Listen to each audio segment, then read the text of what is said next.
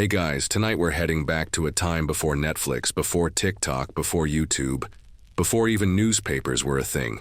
Yep, all the way to medieval Europe. Picture it. No phones, no headphones, no escape scroll apps. Just mud, church bells, and neighbors who know way too much about your life. You wake not to an alarm clock, but to the indignant crow of a rooster who thinks 4:43 a.m. is a perfectly reasonable time to start shrieking. You try to ignore him, but then comes the slow clang of the church bell, a sound so heavy it seems to ring inside your bones.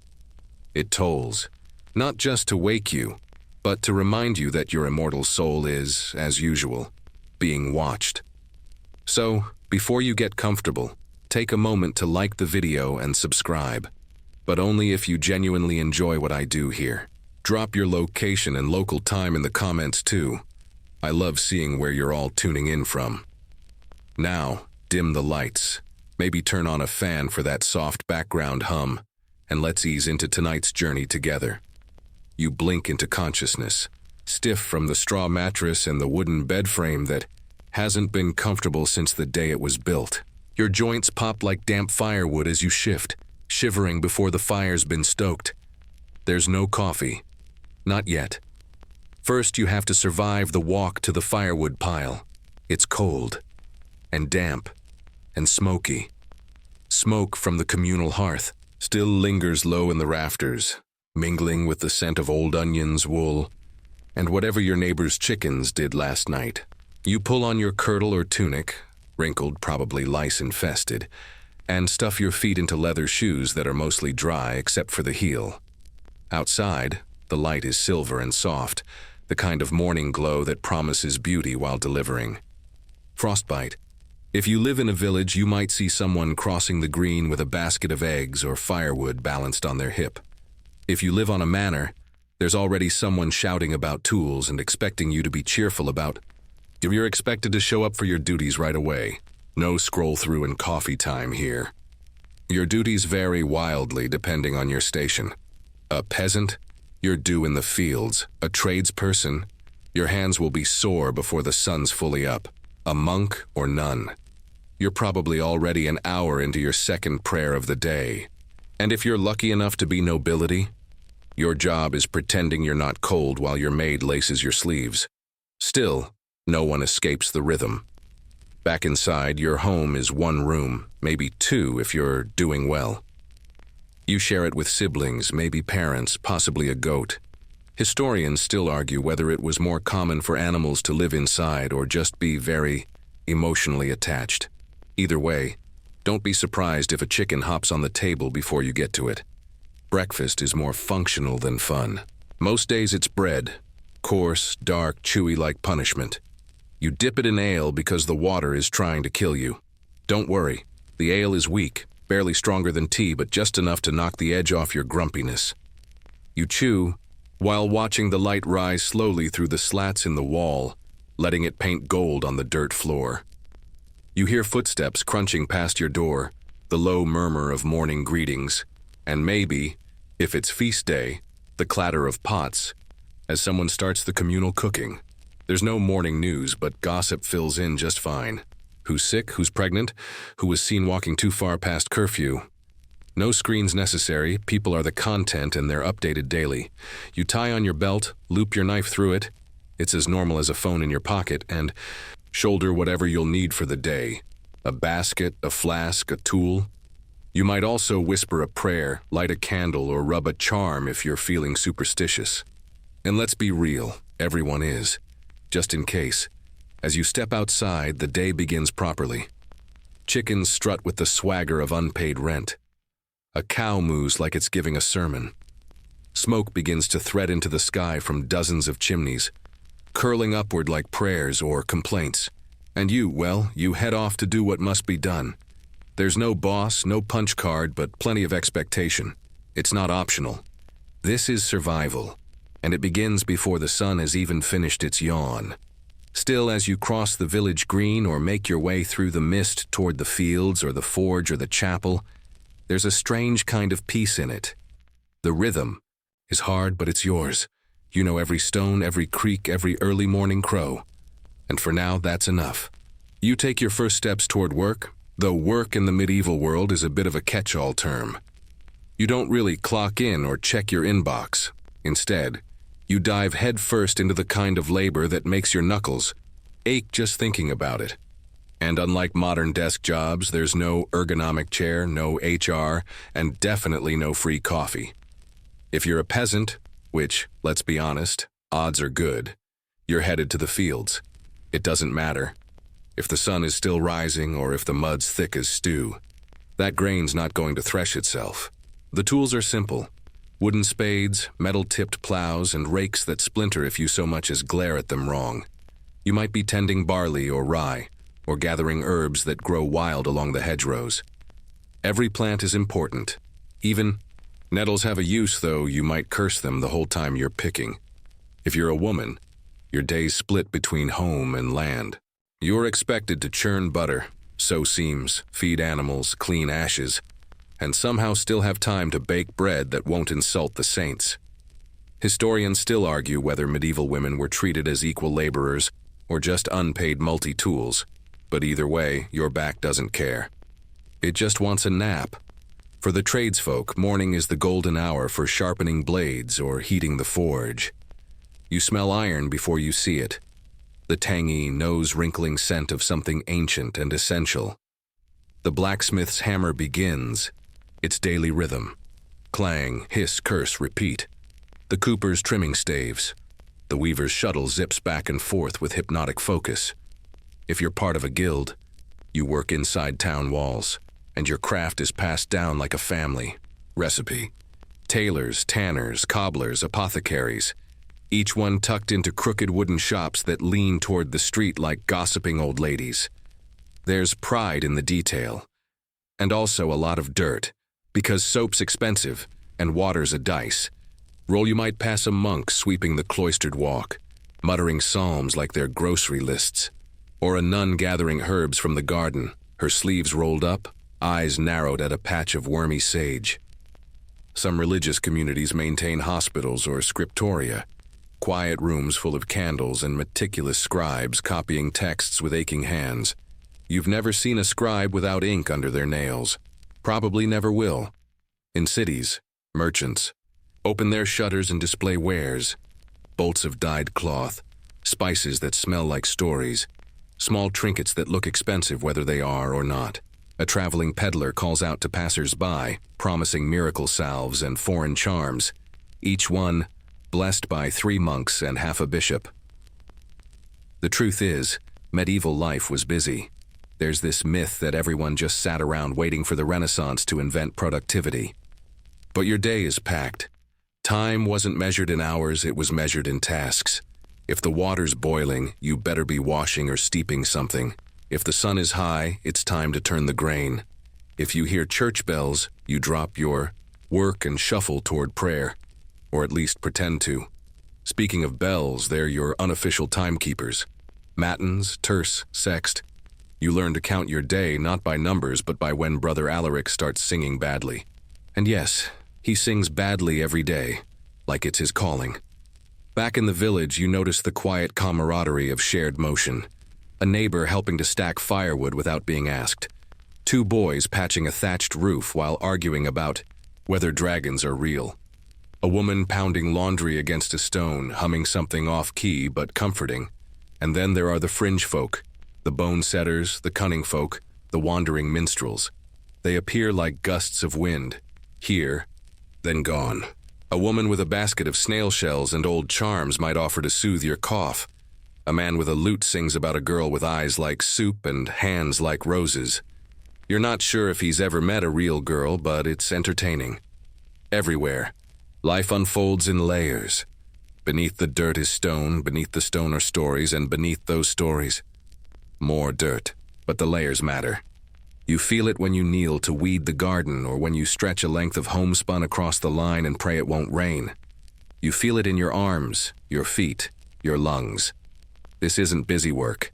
It's the daily dance that keeps your corner of the world from collapsing. And yet, even in the thick of it, there's time to talk. Not idle chatter, but the kind that weaves in and out of the rhythm. Did you hear about Thomas? They say the king's been cursed. The miller's wife saw a sign in the sky. There's always a sign in the sky. Always. Someone brings up the latest edict from the manor. Something about tithes or taxes or chickens behaving improperly. You all nod like you understand and roll your eyes when no one's looking. It's nearly midday now. Your stomach's reminding you that bread is not a personality trait. Time to start thinking about food. Again, maybe porridge, maybe pottage, maybe leftover stew that's more memory than substance. But before that, you pause. You wipe your brow. You lean on your tool. You stretch your back like a cat that's done with everyone's nonsense. And for a breath, you let yourself be still.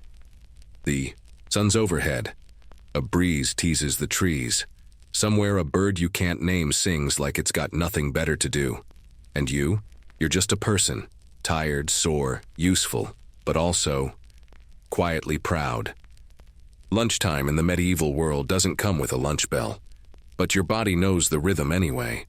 After a full morning of fieldwork or mending or sweating over a forge, you feel the unmistakable pull of hunger. Not the, maybe I'll snack kind. This is the growl deep in your bones, can't smell porridge without drooling kind of hunger. So you trudge home, if you're lucky enough to be close. Otherwise, you eat wherever you are, in a furrow between rows of wheat, on a stump outside the workshop in the shade of a crooked fence that's held together by prayer and old rope. Lunch isn't fancy. It's rarely warm, usually some combination of brown bread, soft cheese, maybe a handful of nuts or dried peas. If it's a feast day, or if yesterday's stew has survived without growing a new ecosystem, you might get something resembling actual flavor. Salt is a luxury and pepper? That's for nobility or people pretending to be. You tear your bread apart with the same hands you used to dig, thresh, and scrub. It tastes like dust and patience with a side of grit. But when you've been sweating since sunrise, even humble food feels holy. A wooden cup passes around. Water, ale, or sometimes watered-down cider. You sip it carefully. Clean water is never guaranteed. Historians still argue whether medieval people drank mostly beer because it was safer, or just because it made bad bread and cold nights a little more tolerable. Probably both. Sometimes lunch is quiet. You sit beside others without talking, the shared weariness forming its own kind of intimacy. Other times it's all chatter, gossip, singing, bickering over whose turn it is to collect dung for fuel. Spoiler, no one wants that job, ever. There's always a child trying to sneak extra food, and always someone pretending they didn't notice. These moments, as small as they are, shape your day more than the work does. You feel like part of something, even if that something involves communal groaning about how tough the bread crust is. After eating, there's usually a pause. Not quite a nap, those are rare and suspicious luxuries, but a slowdown. You might lean back against a stone wall, watch the clouds shift like lazy sheep, or trace patterns in the dirt with your toe. But not for long. The work returns like an unwelcome neighbor, knocking gently, then barging in. If the weather holds, you're back in the fields. Maybe it's sowing or weeding or hauling manure, because somehow there's always more manure. If you're in a workshop, you wipe crumbs from your apron and return to carving, stitching, hammering. The hands barely stop moving, but your mind drifts. You think about last year's drought, about the price of grain, about the strange man who came through town speaking French and selling charms that smelled like mildew and bad ideas. You remember a song your aunt used to hum, and suddenly everyone around you is humming it too. The lyrics are half nonsense, full of vegetables doing questionable things, but it lightens the labor. Medieval work songs are their own kind of spell, part rhythm, part rebellion, part group therapy with no privacy and worse harmony. Once in a while, the manor reeve passes. He's the one who collects rents and checks that you're not hoarding wheat or skipping your feudal duties. His shoes are always too clean. His frown is a permanent fixture, like the sky or the smell of damp straw. He might ask how many sheep you've sheared, how many hens are laying, whether you remembered to tithe. You nod, say yes, and hope he doesn't notice that your last chicken now answers to stew. If you live near a river, afternoons might involve washing clothes or soaking flax. The soap stings your fingers, made from ashes, lye, and probably regret. But it's better than nothing.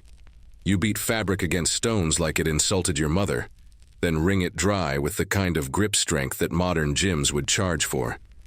Meanwhile, the kids in the village chase geese, throw pebbles, or stage dramatic sword fights using sticks and too much imagination. One declares himself king of the puddle, another demands tribute in the form of slightly squashed berries.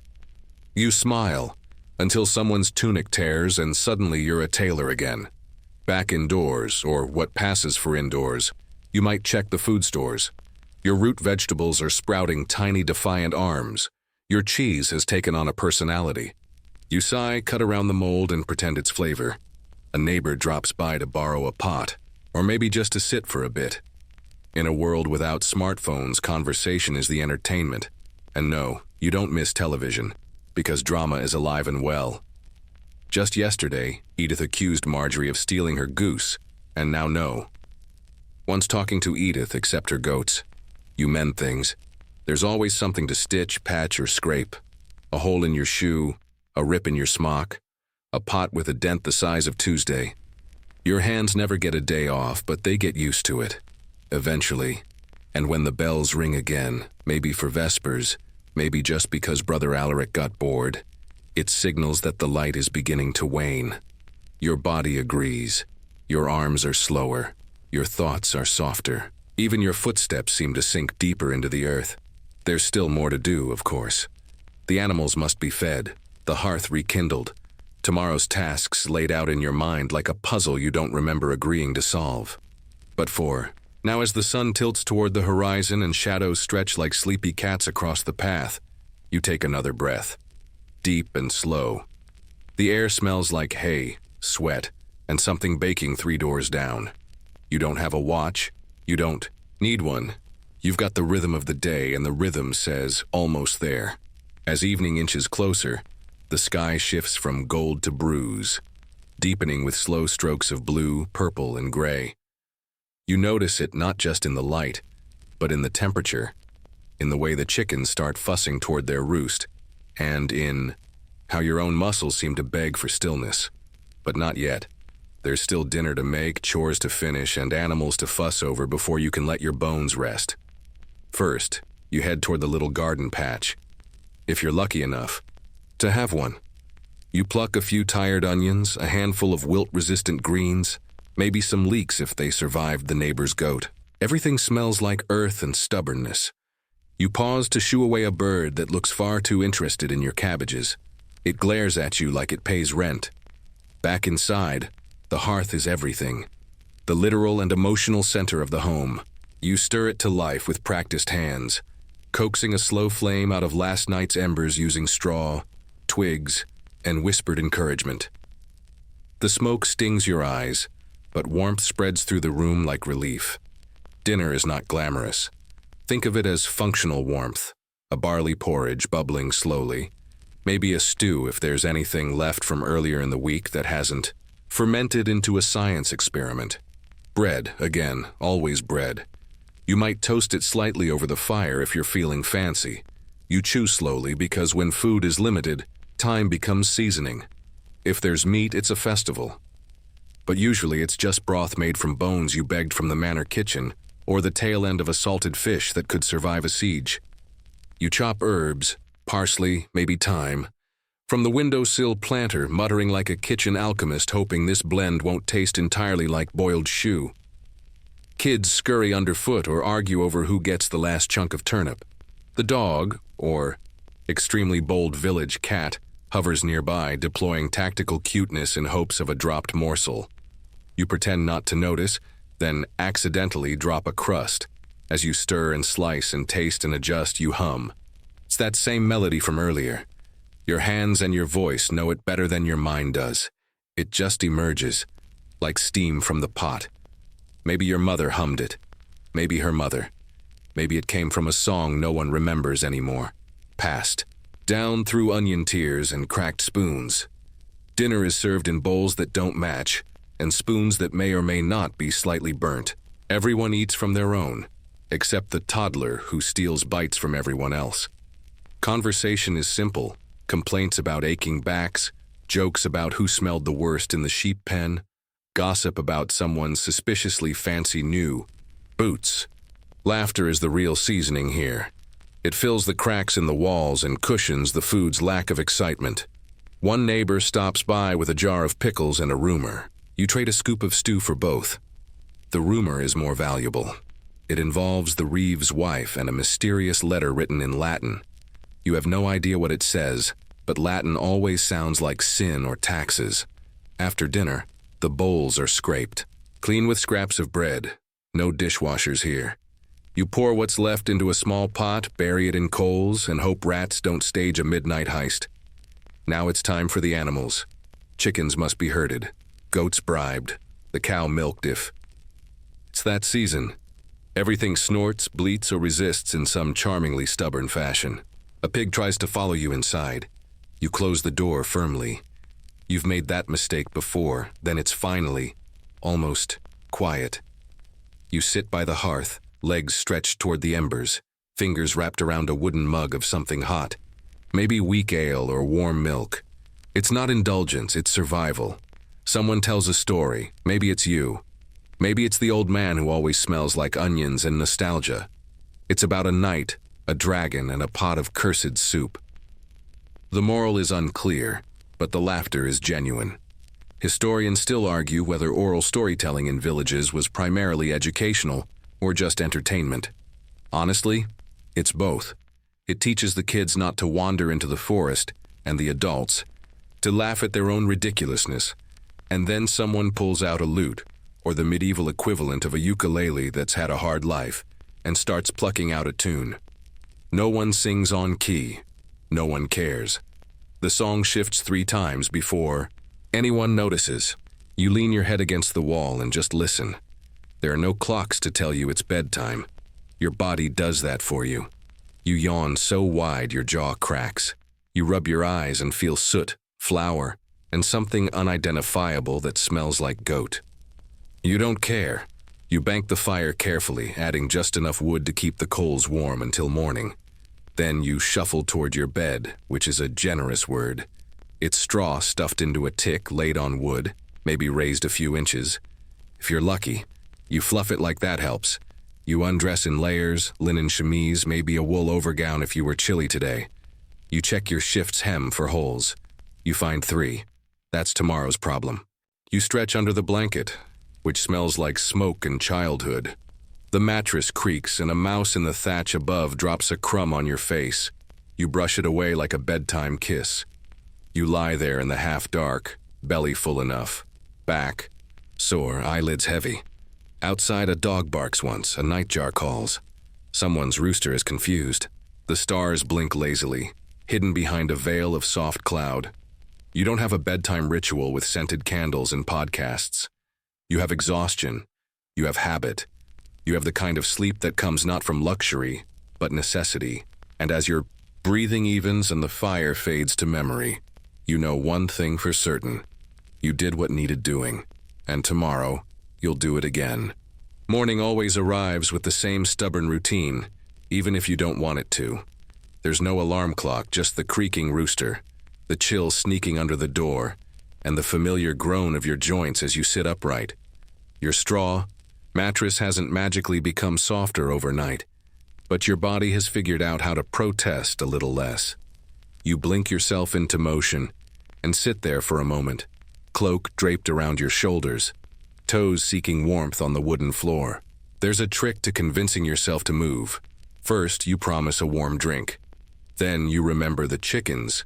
Then maybe you remember the small mountain of laundry waiting. You don't jump into action. You unfold into it, like dough under careful hand. First stop is always the hearth. You stir the ashes, coax the ember back to life, and feed it kindling. The fire crackles like it's sighing awake too. You place a small kettle of water near the flames and drop in a few dried herbs, nettle, and mint mostly. Smells like faint hope and overboiled salad, but it's warm and that's more important. Outside, the sky is still bruised with dawn.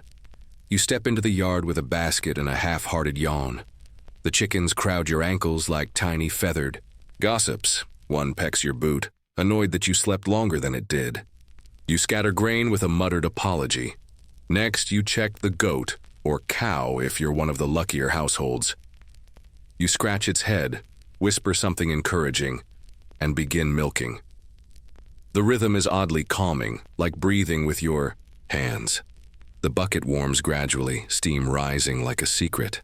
There's something sacred about this hour. The village is mostly asleep. The air smells like wood smoke and wet hay. You can hear the stream babble, a dog bark far away, and someone, 2 cottages over, already cursing at a stubborn latch. It's the kind of peace that's not about silence.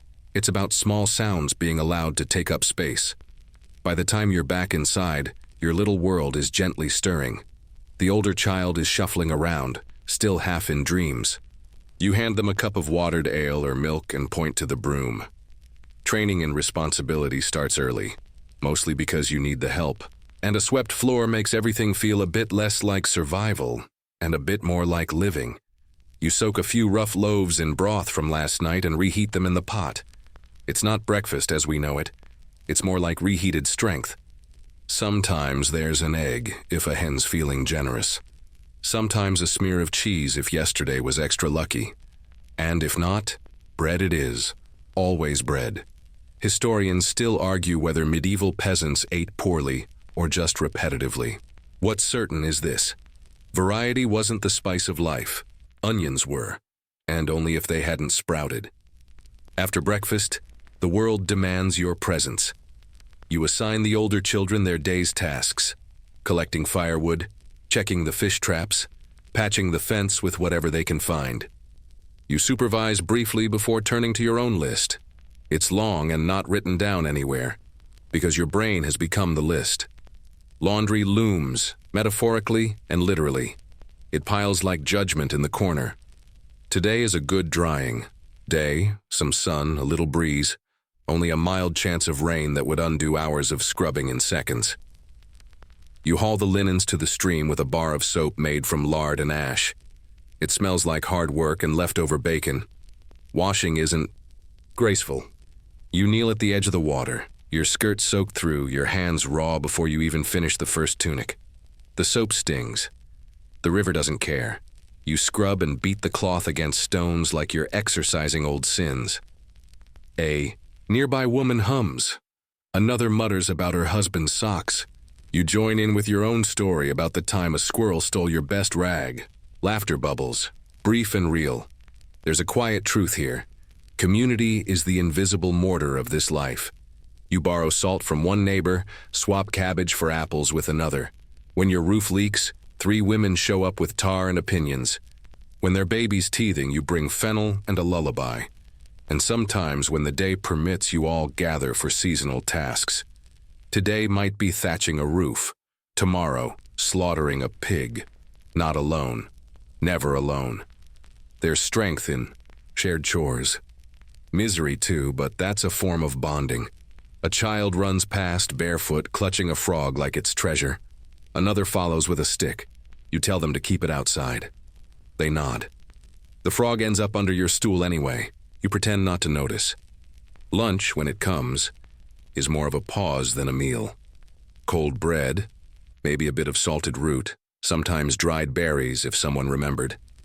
You chew while mending a sock, or stirring something on the fire, or reminding the youngest not to eat dirt again. You start thinking about tonight's dinner around now. What needs soaking? What needs chopping? What needs prayers? You throw together a few things in a pot, hoping it transforms into something edible and not just warm disappointment. And just when you think you might sit, the goose escapes. Because, of course it does.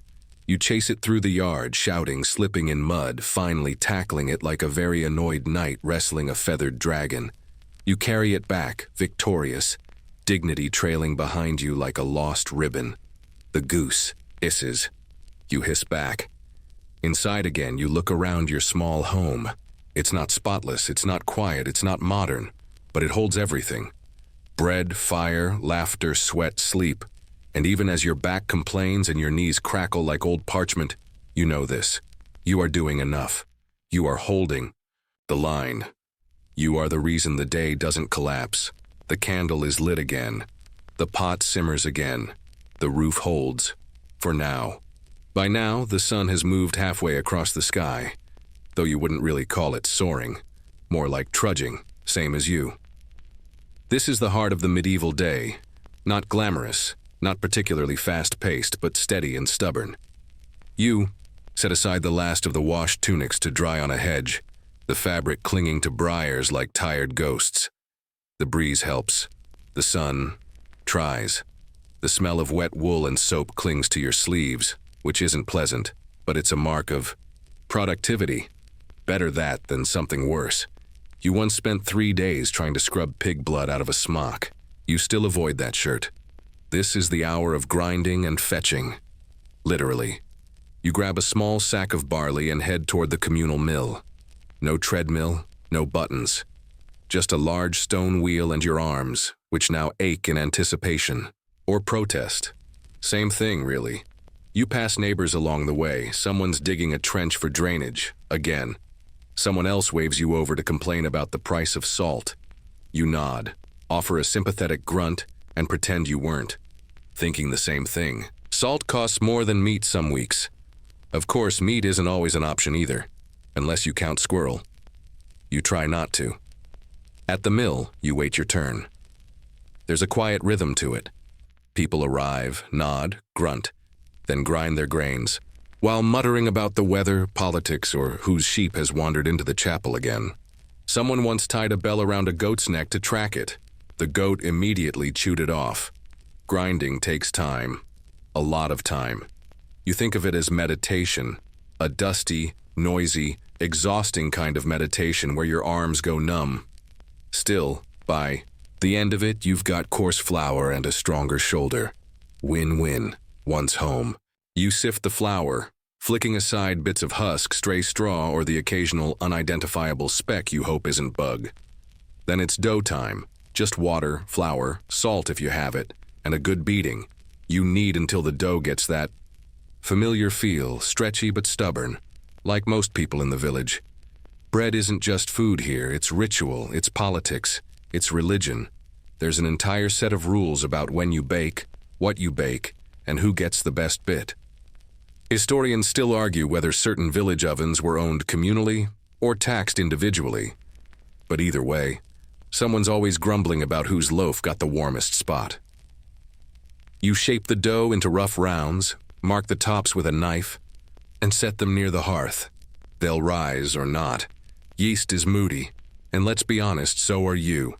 Next, it's time to fetch water, again, because the bucket always empties faster than you think, and no one else seems to notice until they're thirsty or trying to scrub something sticky off their hands. You carry your wooden pail to the nearest well and wince at the line. Everyone's here. Everyone's always here. The well is half water source, half community bulletin board. You catch a few whispered updates while you wait. Someone's cousin has a toothache that might be fatal. The blacksmith's wife is convinced the cat is cursed again, and someone else spotted a royal messenger on horseback riding east.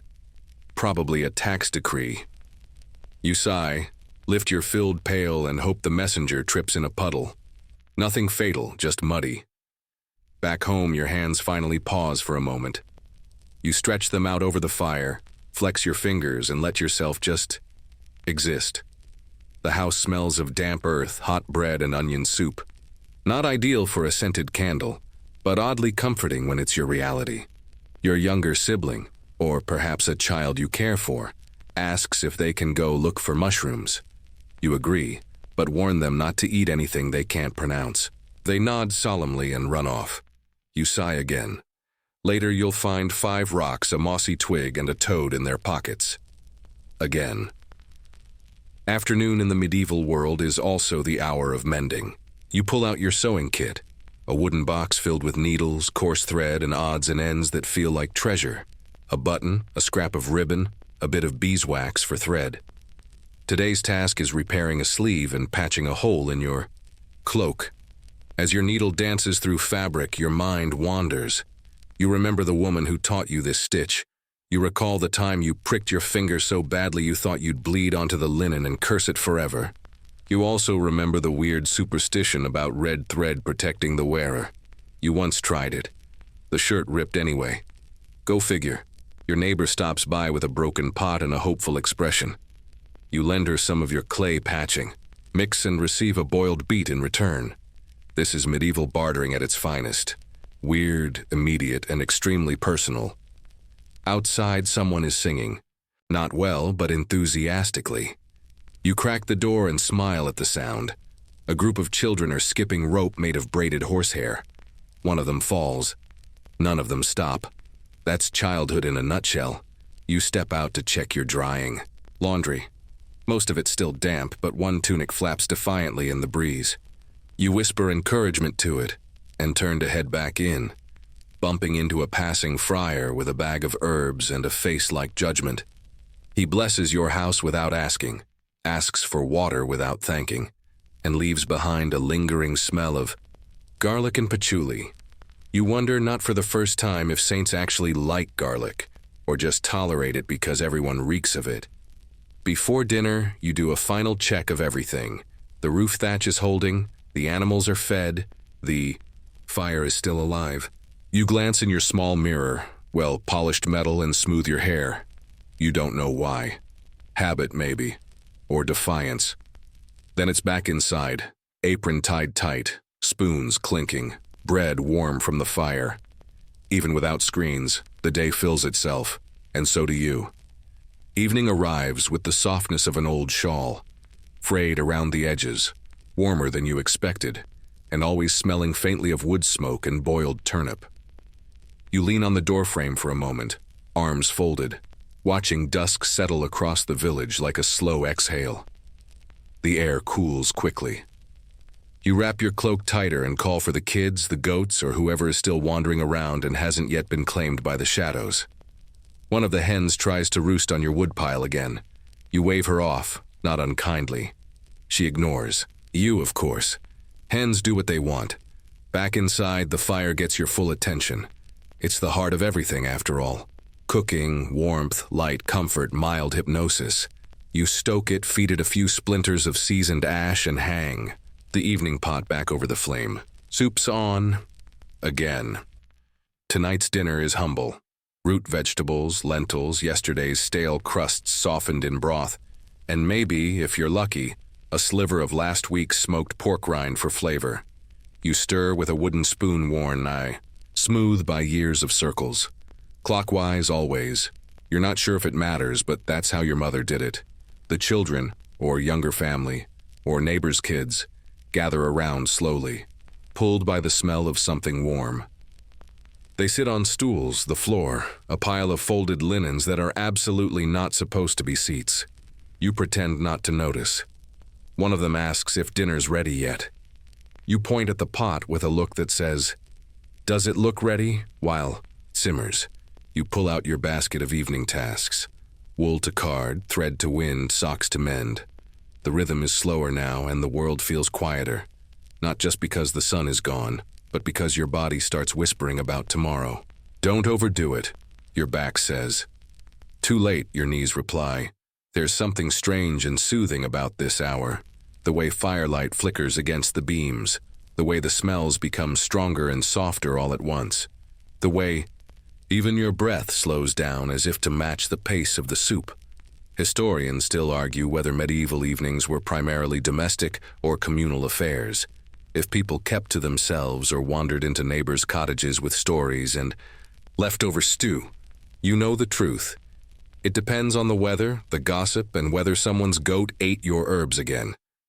Tonight, you hear footsteps at your door. It's Marjorie from 2 cottages over, holding a bundle of dried thyme and a grin that says, she needs both warmth and conversation.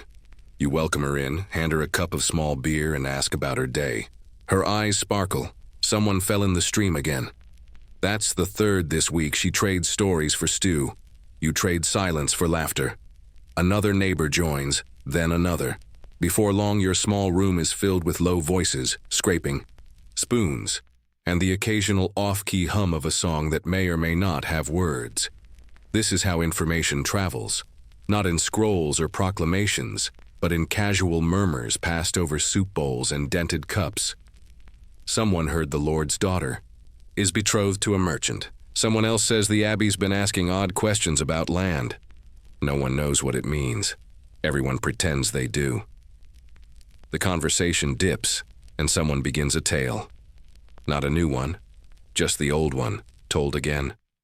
About the fox that outwitted a farmer, or the ghost that sings in the well, or the knight who married a frog who turned into a nun. Details vary. No one minds. You've heard it before, and yet you still listen. There's a strange comfort in repetition, especially in a world that offers so little certainty. You know the fox will win. You know the frog will surprise everyone. You know the soup will boil over if you don't stir it. You rise, stir the pot, ladle it into wooden bowls, and serve it around. The children are half asleep already, blinking, slowly, curled like cats near the fire. One mumbles a question about dragons. You say they live far away, they seem satisfied. Dinner is not a feast, it never is. But it's warm and shared and quiet enough that you hear the soft pop of burning sap in the hearth. You lean back against the wall, bowl in hand, and let yourself just be. No running, no chasing geese, no hauling buckets. You think about how people say medieval life was brutal, nasty, and short, and sure, there's some truth there. But they always leave out the quiet parts, the slow parts, the bits that make the rest bearable, like this one. This exact moment, the guests begin to drift home. They thank you with touches on the arm, nods, and the promise of favors repaid. You brush crumbs from the table, blow out the candle in the corner, and listen as their footsteps vanish into the dark. Outside, the stars are sharp. No clouds, no lanterns, just sky. So much of it. It stretches over your cottage like a cathedral, the kind made of silence and cold air and one particularly persistent owl. You close the door, bar it softly, and let the night tuck you in. But first, there's always a little more to do. You rinse the bowls in lukewarm water, stack them on the shelf, check the hearth one last time. You hang tomorrow's clothes near the fire to dry and brush off today's ash from your skirt. Someone once told you that a clean floor makes for clean dreams. You sweep it out of habit now, just in case they were right. At last, you settle onto your straw mattress wrapped in blankets patched 100 times. You curl up like a comma at the end of a long sentence and listen to the fire sigh itself to sleep. You've done enough for one day, and in the hush that follows, you almost smile. Because no one needs a television when life itself makes this much noise. You wake in the middle of the night to a familiar sound, the wind scratching at the shutters like a cat demanding entry. You pull the blanket tighter, half asleep, and consider ignoring it. But then there's a creak, not the usual beam settling. You didn't know this one sounds like boots on damp wood. You sit up, heart knocking, but it's only the neighbor's dog again, probably chasing ghosts or supper scraps. You lie back down, listening as the wind calms, the dog barks once more for good measure, and everything returns to the gentle hush of midnight. Now what? No phone to scroll, no podcasts whispering sleepy facts about whales. You're stuck with your own thoughts, and those in medieval times could be as uncomfortable as a straw mattress with too many twigs. Still, even without screens, your mind finds ways to entertain itself. You recall dreams like tiny plays, some nonsense about flying hens or the Lord's cow learning Latin. You rearrange tomorrow's chores in your head like puzzle pieces. You count geese, laundry lines, excuses to avoid seeing that one cousin. Eventually, sleep finds you again, and when you next open your eyes, it's to the soft gray of pre-dawn. You stretch, everything pops. Your knees file their daily complaint. Outside, mist clings low over the ground. It's quieter than usual. No carts yet, no shouting, not even a rooster with ambition.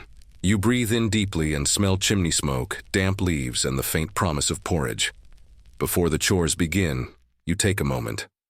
Just a moment. You step outside and stand in the doorway with bare feet, cloak wrapped around your shoulders. The grass is wet, the sky the color of old wool, and for a second the world feels paused. This is the space no one talks about. The tiny slice between sleeping and working, when the village hasn't noticed you're awake yet, and your thoughts haven't been hijacked by chores or gossip or aches. Then comes movement. A girl from 3 doors down passes with a bucket sloshing milk. She nods, bleary-eyed. You nod back. That's the extent of the conversation. It's too early for words. But you both know, if the morning were a board game, you've just taken your first turns. Soon the rhythm of the village begins again. One by one, shutters creak open. Smoke rises from chimneys. The baker coughs. A child throws something at a sibling. You hear a goat start yelling and realize it's your goat. Of course it is. You drag yourself back inside and re-enter the flow. There's no such thing as nothing to do in medieval life. You boil water. You knead bread. You check the herbs drying above the hearth and pick through the ones that molded overnight. You scrape yesterday's wax from the candle dish and save it. Always save it. Even the crumbs of light get recycled. Here, breakfast is a concept, not a meal. A heel of bread, maybe some broth if you're lucky. You eat standing up, one hand on your hip, the other juggling a ladle and a complaint. Someone else calls your name. You don't respond fast enough, so they call again louder, as if that changes anything. By mid-morning, you're helping repair a fence. Not yours, but that hardly matters. Ownership is flexible when the fence affects everyone's chickens. You hold a beam while your neighbor hammers, or tries to. He misses once and swears so softly it sounds like a prayer. You joke about offering the fence as a tithe to the local friar. He doesn't laugh, probably because you're right, and he's already eyeing your spinach patch with ecclesiastical intent. Historians still argue whether small community repairs like this were organized through official systems or just done out of mutual desperation. You lean toward the latter. No one's writing bylaws about your fence unless there's a parchment shortage and boredom epidemic. The work is done, eventually, or at least declared good enough, which is the medieval version of quality assurance. You wipe your hands. On your apron, take a moment to admire how nothing's falling over anymore, and share a crust of cheese someone brought as thanks. Then it's on to the next thing. Maybe washing, maybe helping birth a piglet, maybe guiding the new widow through her list of who not to trust. There is no schedule. There's just a chain of what needs doing, linked together with string and stubbornness. By early afternoon, the sun breaks through. It's warm on your shoulders for the first time in days. You pause to savor it, standing in a patch of light like a cat who pays rent. One of the village girls comes running by with a ribbon in her hair and a bruise on her knee. She shouts something about a game. Tag, probably, or its 14th century equivalent. Chase, but no biting. You smile, and for a second, you remember what it was like to think all afternoons lasted forever. You pass a man carving spoons outside. His cottage. He nods at you, his hands steady, his pile of wood chips growing. His dog blinks slowly beside him like it too understands the economy of small, quiet tasks. You don't stop. Not today. You've got soap to cut, scraps to sort, a splinter in your thumb, and approximately 8 people who will definitely ask you something the moment you sit down. But even in the busyness, there are sparks, small joys that slip through the cracks, the feel of sun-warmed linen. The first spoonful of broth that actually tastes like something. The sound of children laughing when they think no one is watching. And honestly, not having a TV isn't the worst thing. You don't miss it. Not really. Because while you're elbow deep, in goat salve and gossip, something becomes clear. Entertainment isn't a luxury here. It's embedded in survival. It's the way you tell stories while chopping leeks, hum while spinning wool, trade jokes with a side of turnips. You might not have Wi-Fi, but you've got the local version of binge-worthy drama happening across 3 cottages and one very questionable duck. And you, lucky you, get a front row seat. You're halfway through sorting dried beans when you hear it. Laughter. Not the childish kind, but deep belly laughter from multiple throats. You glance up from your work and catch sight of a small gathering forming near the square just past the well. Curiosity beats chores. You wipe your hands on your apron, stand up with the usual chorus of joint protests, and wander toward the sound. It's a juggler. Or something like a juggler. He's got a crooked grin, 3 apples, and exactly the right amount of confidence for someone who has no idea what he's doing. 1 apple falls. He kicks it up with his knee, completely on purpose. Or so he claims. The crowd claps anyway. Next. To him, an older woman plays a pipe, its tune spiraling through the air like warm bread scent. A few children hop in rhythm. 1 dog barks, confused but enthusiastic. This is as close to a medieval festival as today gets. A half-hour distraction wrapped in rough wool and giggles. You settle in next to a neighbor and murmur something about needing more of this. She agrees, then mutters that it'll probably cost someone a chicken. Historians still argue whether traveling performers were viewed as joyful guests or potential criminals. You suspect the truth lies somewhere between delight and suspicion. Entertainers were welcome until something went missing. Still, for now, the juggler juggles, the piper plays, and the moment feels like a festival, even if the beer is just water with dreams. Eventually, the performers pass a hat. You toss in 2 lentils and a button. The woman beside you drops a single clove. A child contributes half a biscuit. It's enough. Somehow, it always is. You return home lighter, though your back disagrees. You sit on your stool and finally face the bean pile. They're sorted by color now, earthy browns, pale creams, deep speckled reds.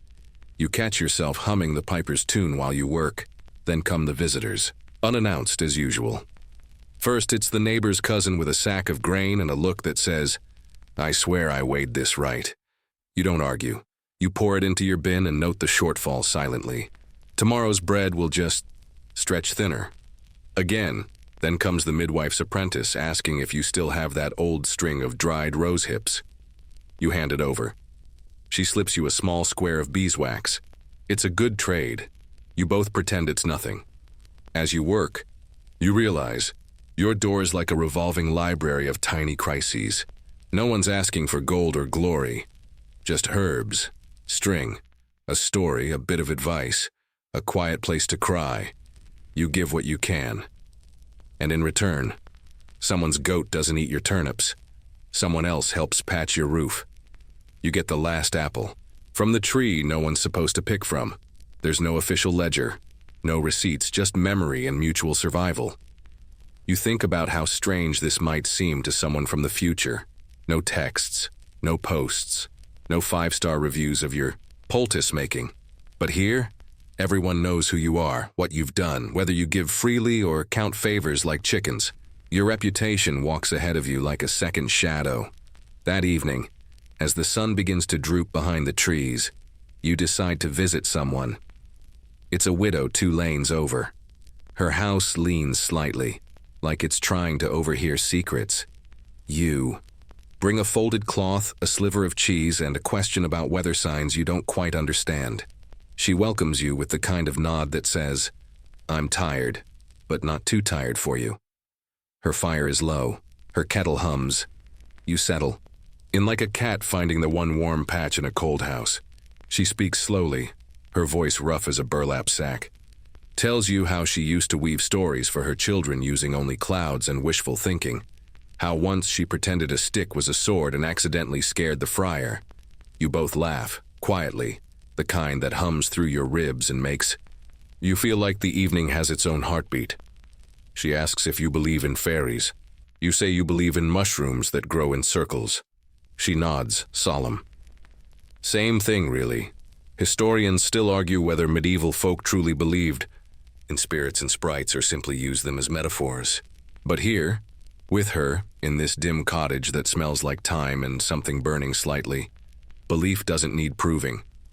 Before you leave, she presses a stone into your palm. For luck, she says. It's smooth and cold and probably just a stone.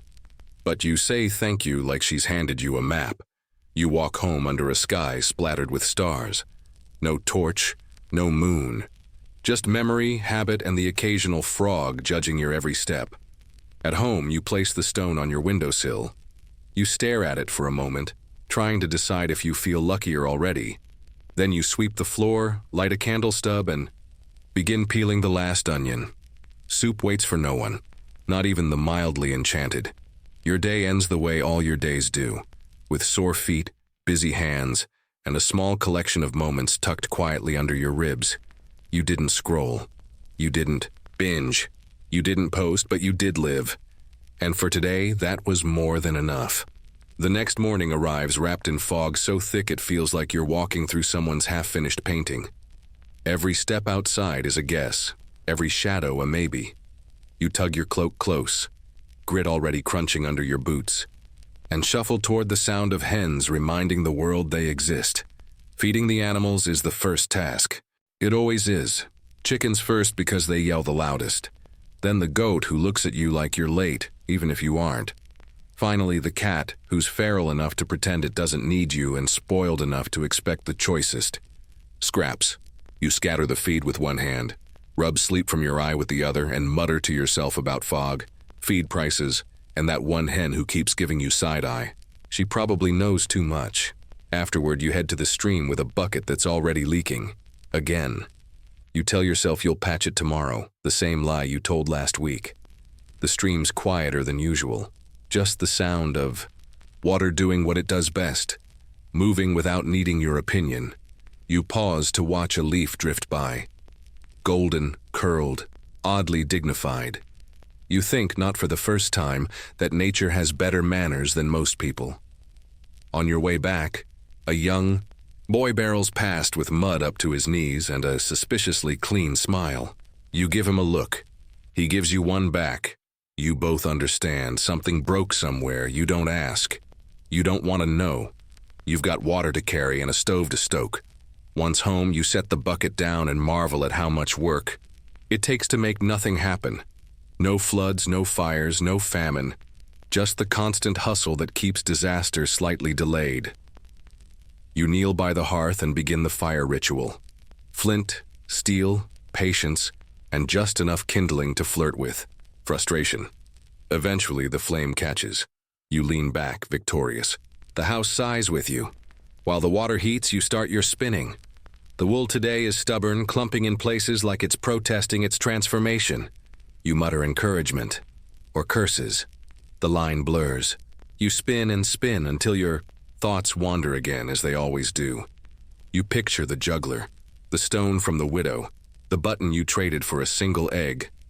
Somehow, all of it feels like part of a larger thread. A loom you'll never see, but keep feeding anyway. A knock on the door interrupts the wool's rebellion. It's Marin, the candlemaker's sister. She carries a tray with 2 cracked mugs and a look that says she's about to overshare. You welcome her in with a sigh masked as hospitality. You both sit, mugs steaming with something halfway between tea and broth. She talks. You listen. Her neighbor's cow is sick. Her cousin's daughter is talking to shadows again. The bailiff's boots squeak now, which is somehow your fault. You offer nods, occasional hums, and exactly one raised eyebrow. It's enough. Then Marin asks what you think dreams mean. You say it depends. Are you dreaming of falling or flying? She says neither. She dreamt she married a fish. You both stare into your mugs for a bit too long. Historians still argue whether medieval dreams were seen as prophecy or digestion. You suspect it's both, especially when fish are involved. Eventually, she leaves. You return to your wool, but your fingers are restless now, your thoughts bumping around like moths in a pantry. You decide to bake. Baking in your world isn't about warm cookies or romantic music montages.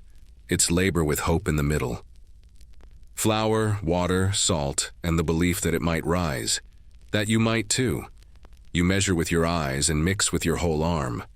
The dough clings to your fingers like a child not ready to let go. You knead it until your shoulders ache and your breath comes in short bursts. Then you wait. Covered bowl, warm hearth. A watched loaf never proves, but you keep glancing anyway. While it rests, you sweep. Not just out of duty, but because it's oddly satisfying to push dust into submission.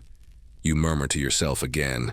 A spell, a song, a coping mechanism. Who knows anymore? Outside, the fog has lifted, replaced by a drizzle that taps at the roof like a bored guest. You let it soundtrack your sweeping. You pause by the window and watch the village breathe. A man carries a barrel. A child tugs at her mother's sleeve. Someone somewhere is shouting about carrots. It's all strangely reassuring. You check the eye to dough. It's risen. Not dramatically, but enough. You shape it into rough rounds, score it with your knife, and slide it into the small clay oven with a hope and a prayer to Saint Honoratus, the patron of bakers and patience. While it bakes, you work on patching that leaky bucket. You'd forgotten, but now the guilt is stronger than the leak. You tie twine around the weak spot, whisper encouragement, and pretend it'll hold. The bread comes out golden, cracked on top like it's smiling in crust. You break off a piece, steam rising like a secret. It's chewy, slightly too salty. Perfect. You eat it standing up because who has time to sit these days? As twilight edges in, you clean up. Scrape the flour, fold the towel, stack the mugs. You light your candle early, the good one. The one that smells faintly of bees and better days. You sit by the fire with your patchwork blanket and let the warmth. Do it slow work. You think no scrolls, no screens, no distractions beyond survival. But also, no endless news, no performance, no pretending. Just the quiet certainty of doing what needs doing. And tomorrow, you'll do it again. Because this is what medieval people did all day. Not just survive, but stitch meaning into every small moment. The next morning begins not with sunrise, but with chickens loudly declaring themselves the moral center of the universe. You roll over beneath your wool blanket, trying to pretend you didn't hear them. It doesn't work. They're relentless. Your joints creak like the floorboards as you sit up. You're not even 40, but your back thinks you're ancient.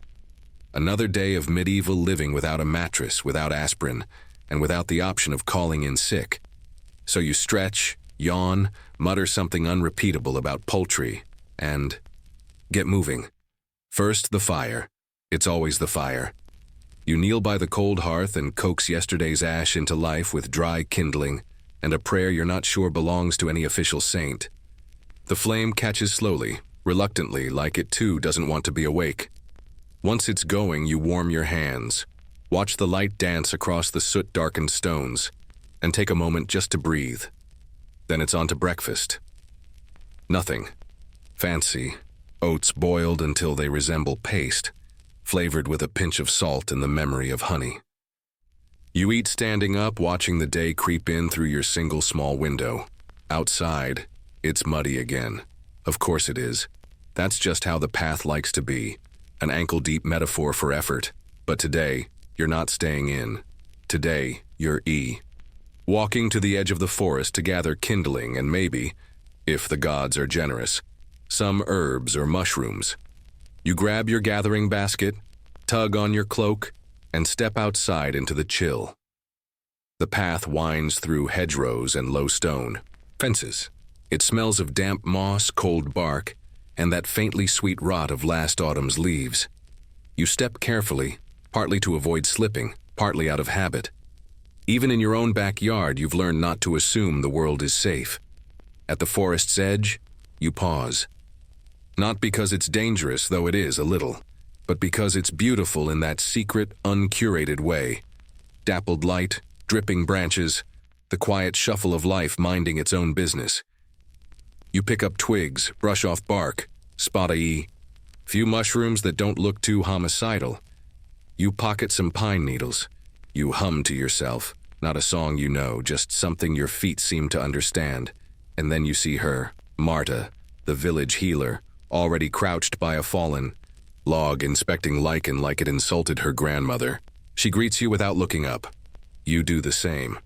Neither of you bothers with small talk. The forest is the conversation. Eventually, she asks if you've seen any feverfew lately. You haven't, but you offer her some dried yarrow from last week's forage. She nods, satisfied, and tosses you a bit of beeswax as thanks. Barter, even in the wild. On your way back, you spot something odd. An old shoe half buried near the roots of an oak. Too small for a man, too worn for a child. You wonder who lost it, when, why it wasn't missed. You leave it there. Some things aren't yours to reclaim. You reach your home with wet feet in a basket that smells like earth and usefulness. You lay everything out to dry by the hearth and begin sorting through the pine needles. You'll make a little tonic from them. Good. For coughs, and they smell better than goat. The mushrooms you'll keep in a cloth by the window until you can check them in better light. The twigs go to the kindling pile, and the beeswax to your hidden drawer of tiny treasures. After lunch, leftover barley stew, still suspiciously gray, you head to the small village chapel. Not for confession or sermons, but because the floor needs sweeping and the priest's knees aren't what they used to be. Inside, it smells like old wood, dried herbs, and too many whispered promises. You grab the broom and begin the slow process of cleaning. Dust clings to everything. Altar, pews, the iron candelabra that sways slightly when the door creaks open. While you sweep, your mind wanders. You think about Marta, about the shoe, about the days bleeding together like ink on wet parchment. You think about how every task you do is one someone else did before you, and someone will do after you. You find comfort in that. Kind of. Halfway through your sweeping, the priest appears. He nods, you nod. He begins trimming candle wicks with a rusted little knife, and tells you a story about a miracle involving fish and someone's lost manuscript. You're not sure if he's making it up, but it passes the time. Historians still argue whether local clergy truly cared for the people or mostly for their own pocketbooks. Based on this guy's sad robe and cracked sandals, he's definitely not here for the wealth. Eventually, the floor is clean enough for someone to feel guilty on. You put the broom back, murmur a soft goodbye, and step outside into the dying light of the day. Back home, you find your mushroom haul was a mixed bag. Two safe, one probably not, and one absolutely no. You chuck the last two out the window and hope the hens don't get curious. As the sun disappears behind the hill, you boil water for pine tea, light your beeswax candle, and patch a seam in your tunic that keeps unpatching itself out of spite. You sit by the hearth, cup warming your fingers, and think, this day was ordinary, utterly, unapologetically average, but still, there was foraging and barter, sweeping and surprises, pine needles and stories, the kind of day you forget in detail, but remember in feeling, and in a world without screens, maybe that's the real entertainment. You wake the next morning to the gentle clatter of hooves outside, and the clumsy thump of something wooden. The traveling tinker is here. You throw on your thickest tunic, still damp at the hem, always damp at the hem, and step outside with a handful of worn-out odds and ends tucked under your arm.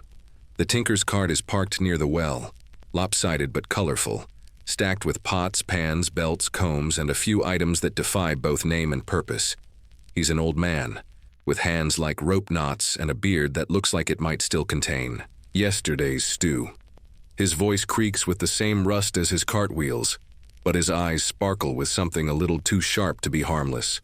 You show him your broken spoon, your cracked ladle, and a rusted buckle. He tuts, nods, pulls out tiny tools, and begins to fix them with the speed and precision of someone who's done this about 1,000 too many times. While he works, others arrive. A woman with a dented pot, a boy with a snapped shoelace, a shepherd, holding a sheep bell that sounds more like a cough than a chime. The tinker mends and jokes in equal measure. He asks if you've been sleeping or just pretending to conserve body heat. You tell him your dreams are none of his business, and he cackles like it's the best answer he's heard all week. You trade him a scrap of wool for his work. He gives you an apple in return. Not fresh, but edible. Maybe. Later, while inspecting your newly repaired spoon, you wonder how many conversations that man carries in his satchel, how many secrets ride in the corners of his cart. You suspect it's more than his age suggests. After the tinker's gone, you decide it's a good day to tend to your little garden patch. Not because it's weeding season, there's really no such thing, but because the weeds are beginning to unionize, and it's either now or never. You grab your hoe, your basket, and your most patient attitude, and trudge to the edge of your cottage where your patch of soil lies waiting. The rows are crooked, the beets are sulky. The onions have made their exit, and the leeks are considering it. You get to work humming something that might have been a harvest song in a past life, your fingers already sore, and your knees absolutely furious about the squatting. You pull roots, flick slugs, and mutter unkind things about thistles. There's something oddly calming about the whole thing, until you find a toad the size of your fist staring at you with the blank wisdom of something that's seen things and regrets all of it. You apologize for disturbing him and move your digging a few feet over. Historians still argue whether small cottage gardens like yours were enough to sustain medieval peasants through winter, or merely the illusion of control in a world of scarcity. You suspect it depends on the soil, the weather, and the willingness to make soup from just onions and faith. At some point, your neighbor calls out from over the fence. She's short, sharp, and missing 3 teeth, none of which stop her from offering unsolicited critiques on your weeding technique. She leans on her broom, like the physical embodiment of judgment, and asks if you're planning on planting marigolds again, or if last year's aphid circus scared you off. You respond with the dignity of someone clutching a turnip like it's a trophy. She nods. A mutual understanding. By mid-afternoon, your back is sweaty, your knees are caked in mud, and your basket contains a selection of root vegetables in varying moods of resentment. You reward yourself with a sit under the tree behind your house. The sun filters through the branches, catching on spider silk and the golden hint of late-season light. You sip water from a clay cup and marvel at how something so plain can taste this clean. A nearby sparrow chirps a song that sounds suspiciously like it's mocking your posture. You chirp back. The sparrow wins. Inside again, you peel vegetables and boil them with leftover grains. The result is a thick stew that tastes better than it looks and smells better than it should. You eat slowly, savoring the quiet, the warmth, the fact that no one is asking anything of you just now. After dinner, you stitch. Not because anything's broken, although everything always is, but because mending is both habit and meditation. Your needle moves through fabric like it remembers more than you do, weaving stories into seams, history into hems. You patch a sleeve, reinforce a cuff, and begin embellishing your apron with a few lazy flowers. Not out of vanity. Just a small rebellion against mud. A knock interrupts your rhythm. It's Tom, the Cooper's youngest, holding a lantern too big for him, and a question too heavy. His mother is sick. Again. Would you come? You sigh, but not in annoyance. You knew today was too quiet to last. You grab your bundle of herbs, your oilcloth, your small wooden bowl. You follow him through the dusk, through puddles and shadows, toward another hearth, another body that needs warmth, words, and whatever magic people think you carry in your pouch. Her face is pale. Her breath is shallow. You crush mint. Mix it. With vinegar, apply it to her temples. You boil thyme and honey into tea and hold the cup to her lips. The boy watches from the corner, eyes too big for his face, hope too fragile for the room. You stay until she sleeps. You whisper to her even as she fades. Not because it always works, but because sometimes someone needs to say something soft just in case. You walk home by moonlight, alone, but not lonely. Tired, but not empty. Back inside, you wash your hands, sip cold stew, and sit near the fire. You think about weeds, spoons, sparrows, and sick women. You think about how strange it is to be needed, how exhausting, how sacred. And you think, just for a moment, about how tomorrow it will begin all over again. The rooster decides to skip his shift today, and honestly, you don't blame him. You wake to a pale sliver of light leaking through the shutters, the air just warm enough to hint at late spring, and the kind of stillness that always feels suspicious. You stretch, listen to your knees protest like elderly farmhands, and roll off your straw mattress with a groan. Another day, another round of guess what will go wrong before lunch. You start by tending the hearth. The embers have gone sulky overnight, so you coax them back to life with dried moss and kindling until the flames perk up with a smoky yawn. The warmth is modest but welcome. Next comes breakfast, which is a generous word for half a barley loaf, a sliver of hard cheese, and a bit of jam scraped from the bottom of the jar. You eat slowly, savoring each bite like a monarch. The trick to surviving the Middle Ages is pretending you meant to live like this. You lace your shoes, or at least pull the cords into something vaguely shoe-like, and step outside to see what the weather's planning. The sky is mottled. Clouds like battered pewter, and a soft breeze hints at either rain or regret. Probably both. You make your way toward the well, passing a neighbor who's trying to convince her goose not to bite a fence post. The goose is not convinced. At the well, there's already a small cluster of women chatting in the coded language of shared exhaustion. You join them, hauling the bucket up in smooth, practiced pulls. The water smells of damp stone and moss, but it's cold and clean, which is about as good as it gets. Someone shares news of a nearby village where a cow gave birth to twins. Someone else swears she saw a comet last night and now her bread won't rise. Historians still argue whether such beliefs were genuine fear or just an excuse to explain why your pie crust exploded. You fill your jug, trade a few more jokes, and head back home. On the way, you stop to check the henhouse. Your chickens are in a mood today. One's nesting, one's sulking, and one seems to be planning a coup. You collect 3 eggs and leave a warning glare in exchange. Back inside, you set to your mid-morning tasks, washing cloths, folding linens, and trying to figure out why one of your window shutters creaks like it's possessed. You hammer a wedge into the frame. It helps. A little. Then you prepare a bit of vinegar water with herbs, your version of a medieval cleaning spray. You scrub surfaces, dust shelves, and mutter mild curses at cobwebs that regenerate faster than your patience. By midday, the sun breaks through, the clouds just long enough to make you hopeful, and then promptly disappears again. You decide to spend the afternoon at the spinning wheel. Your wool is coarser than you'd like, but it's free from too many burrs and smells faintly of sheep, which is oddly comforting. You settle into the rhythm of foot tapping, wheel turning, fingers guiding fiber into thread. You hum while you work. Something soft, aimless. Maybe something your grandmother sang when she thought no one was listening. The act of spinning is hypnotic. Simple, repetitive, strangely elegant. You imagine the threads linking to others across the village.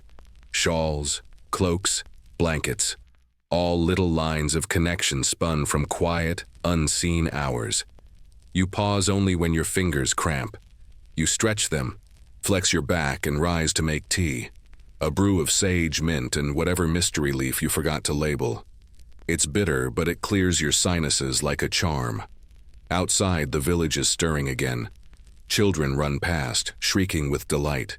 Or horror, it's hard to tell which. A group of young men are rethatching a roof, their laughter louder than their progress. A woman passes your window, clutching a bundle of leeks like they've insulted her. She nods. You nod. Mutual leak recognition. Later, you venture out to trade some of your spun thread. You head to Edith's, the local weaver, whose hut smells perpetually of boiled roots and ambition. She inspects your skeins, testing the strength, the consistency, the twist. Better than last week, she says, which in Edith speak is high. Praise. You trade for a pouch of dye and half a cake of soap. As you leave, Edith calls after you, "Tell your chickens to stop eating my thatch." You swear innocence. The chickens back home refuse to make eye contact. By evening, it's stew again, always stew. Today's features lentils, a sad onion, and a hopeful carrot. You throw in a scrap of pork from the bottom of the barrel and hope for the best. As it simmers, you write. Not a letter, you rarely have anyone to send them to, but a list. Things you've done, things you'd like to remember. Small victories, like remembering to salt the stew before eating it this time. You write your name, just your name. And for a moment, it feels like planting something, a little record, a trace of self in a world that doesn't often pause to notice. Dinner is quiet. The fire crackles. Outside, an owl begins its nightly commentary on rodent affairs. You sip broth, stretch your legs, and close your eyes for just a second too long. A knock startles you. You open the door to find a peddler, a young woman with wind-burned cheeks and a voice like gravel and honey. She asks if you'd like to trade anything. You eye her wares. Ribbon, buttons, needles, combs, dried berries. You offer her thread. She takes it with a nod and gives you a small mirror in return. It's slightly cracked, like everything. She doesn't stay long. Travelers rarely do. You hold the mirror to your face. You see tired eyes, crooked teeth, wind burn. And something else, soft strength. The kind built stitch by stitch, stew by stew. You set it by the hearth and return to your stool. The fire's low. The day's nearly done.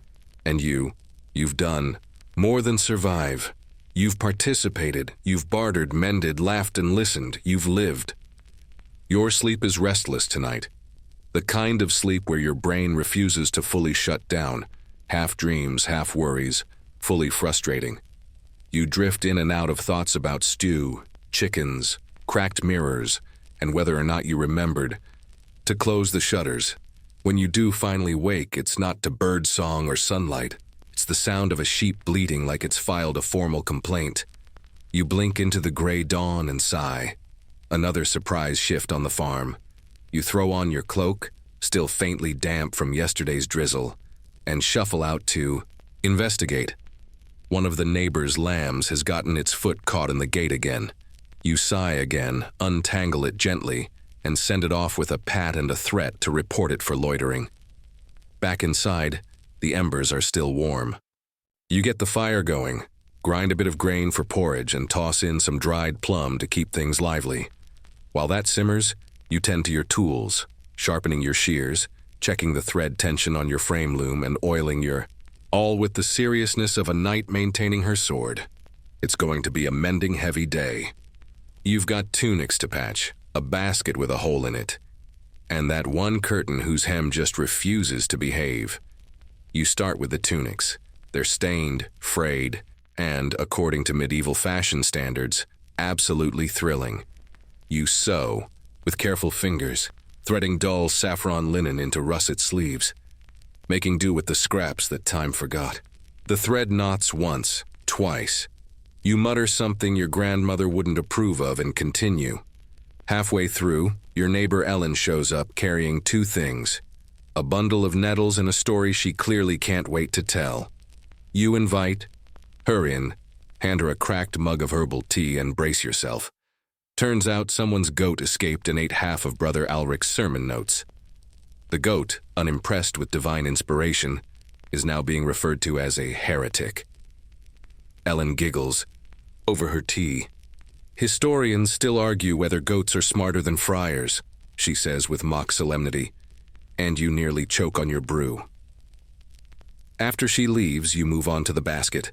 It's made of woven reeds, a little brittle from age and damp. You dip your fingers in water and begin the patient task of rewinding, replacing, reinforcing. It's slow work, oddly meditative, like playing a game where the goal is simply to convince an object not to fall apart for one more season. You finish, just as the church bell rings noon. The smell of smoke and bread rolls in from nearby kitchens. You take a break to eat, some of your own porridge, now firm enough to qualify as a building material, and a bit of that sweet cheese you've been hoarding like it's treasure, in Tatindai. The afternoon, you visit the weaver's shed. You've got questions about a new pattern, and besides, she makes excellent rosehip tea. Inside, the air smells like wool and warm dye. She shows you a new twist pattern. Nothing fancy, but a little extra flair for when you're tired of all your clothes being beige adjacent. It's not quite fashionable, she says, but it looks intentional. Honestly, that should be embroidered on a flag. On the way home, you spot two young boys sword fighting with wooden spoons. One declares himself Lord of the Oatcakes. The other falls dramatically into a hedge. You award points for style and retreat before you're recruited as their referee. Once home, you return to the mending pile. This time, the curtain. The hem curls like it's staging a rebellion. You wet it, press it under a warmed ironstone, and pin it in place. By now, you've got a rhythm. Thread, stitch, snip, repeat. But as you work, your mind wanders. You start wondering about the people who made your tools. The iron needle, the shears, the loom frame. All shaped by other hands, other stories. Your daily life is patched together from the labor of hundreds you'll never meet. You pause to sip tea and gaze out the window. The clouds are gathering again. Thick gray, the kind that threatens rain but never commits. You light the beeswax candle on your shelf. It's low but steady. A good metaphor for how you're feeling today. Evening descends with that slow, medieval hush, the quiet where every creak and breath feels like it has weight. You stir the pot by the hearth, stew again, but today's has a bit of barley and hope mixed in. You tuck a sprig of thyme on top for luck or just for scent. Then come the finishing touches of the day. You check the latch on the door, secure the window shutters, and shake out your cloak. You wipe the soot from the candle holder, straighten the stool, and set a small bowl of dried lavender on the shelf. It makes the whole room smell like someone still cares. Before you sleep, you open a tiny cloth bundle tucked under your straw mattress. Inside are a few keepsakes: a ribbon from your mother, a broken pin, a carved button, and a single scrap of embroidered linen with your initials. You touch each one like it's a prayer. You tuck the bundle away, blow out the candle, and lie down. Your muscles ache. Your fingers are sore, but your curtain finally hangs even.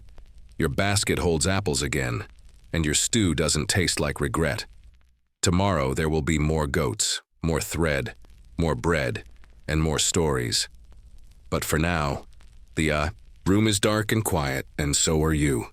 You wake to a low knock, not the urgent pounding of a messenger or the nervous tapping of a tax collector, just a soft, familiar sound, like someone asking if the day has begun yet.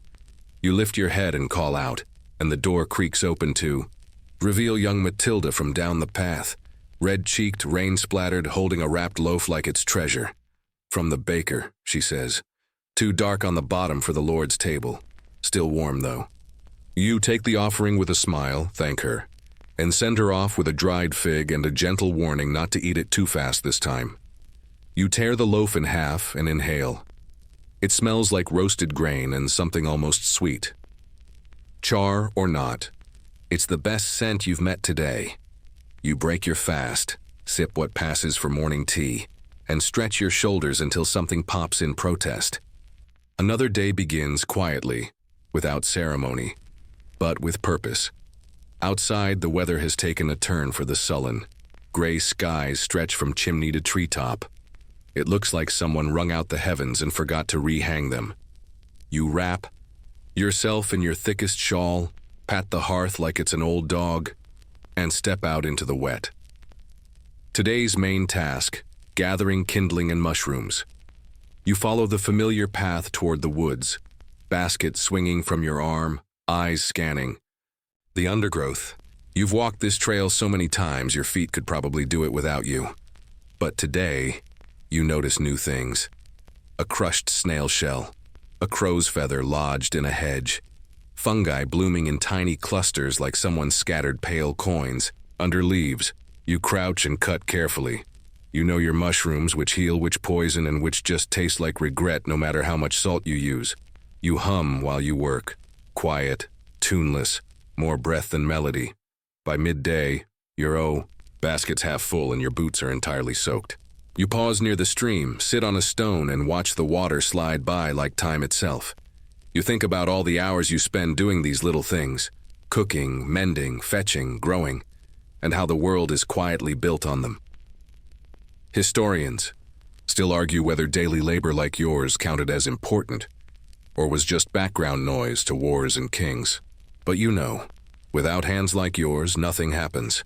On your way home, you pass the chapel and peek inside. The door's ajar, incense lingers, and Sister Annis is lighting candles. You nod, she nods back. Neither of you speaks. You both know. The weight of quiet work. At home, you dry your cloak by the fire and sort your mushrooms on a scrap of linen. The good ones go in the stew pot, the maybe ones get a second look, and the dangerous ones go in the small leather pouch you keep locked up high, just in case a crow ever needs avenging. You boil water, slice root vegetables, and stir the pot with a slow, practiced hand. As the steam rises, it fogs the windows and makes your little cottage feel like a world unto itself. You eat your stew with the last of the bread. It's soft inside, crispy outside, and definitely not too dark for your table. Later, you sit by, the fire spinning wool. The wheel hums under your hand, a low, rhythmic song. Outside, the wind sings its own tune. Together, they make something peaceful. You think of your cousin who once dreamed of court life, of minstrels and silk and candlelit banquets. You think of how she cried when she broke a nail on a wash basin, and you smile to yourself. Because here, even in the mud and chill, even with goats that don't listen, and skirts that never dry fast, here there is meaning. You finish spinning and gather your things for tomorrow. You tuck dried nettle into the bread bin, sharpen your smallest blade, and brush crumbs from the stool. You open the shutters just enough to let in the breeze, then change your mind and shut them tight again. Tonight, you feel it. The fullness of the day, the small triumphs of survival, the quiet pride in doing it all without applause. No scrolls will bear your name, no troubadours will sing your deeds, but you will rest with the scent of mushrooms and thyme in your hair, the weight of real work in your bones, and the warmth of the fire curling against your toes like a promise. And maybe someday someone will find the scraps you leave behind, the stitched hems, the worn tools, the fingerprints in flour, and know you were here. You mattered. So now the fire has faded to a low glow. The last embers flicker, casting lazy orange shadows across the walls. Outside, the rain has softened to a hush, like silk brushing stone. And inside your cottage, everything stills. You settle into your straw mattress, blanket pulled to your chin, the faint scent of dried lavender on the pillow beside you. The room breathes with you, quiet, warm, content. You did so much today. Not loudly, not grandly, but meaningfully. You mended what could be saved. You fed what could be fed. You tended to the living, honored the lost, and remembered to whisper a name or two into the dusk, just in case someone else forgot. And even now, as your hands rest and your eyes grow heavy, your story lingers in the quiet, the story of someone ordinary and essential. Tomorrow will come with its own list of tasks. There will be more stew to stir, more goats to outwit, and maybe even a little song to hum. But for now, it's enough. Let your breath slow. Let the day fall away. Let yourself rest, knowing that what you did mattered. You were the thread in the tapestry, the whisper in the hearth smoke, the steady hand in a world of storms. You are here, and that, my friend, is everything.